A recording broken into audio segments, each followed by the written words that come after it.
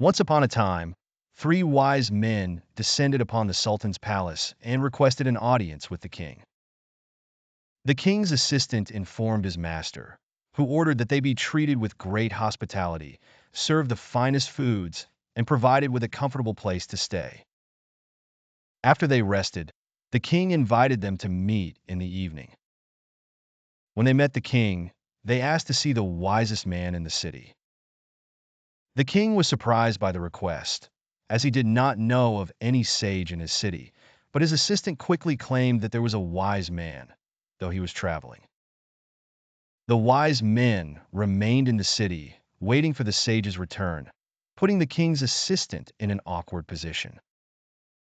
One day, a man came to the palace and told the king's assistant a strange story about his neighbor Juha, who had sold his donkey 3 times, and each time it returned to him. The assistant was astonished and asked about the neighbor, only to learn his name was Juha. He summoned Juha, and when he arrived, he asked him about the story. Juha replied that the donkey returned because it did not want to be away from him, and that he could understand the language of donkeys. The next day, Juha was informed that he would meet the three wise men and must act as the city's sage, warned that he would be imprisoned and executed if he could not answer their questions.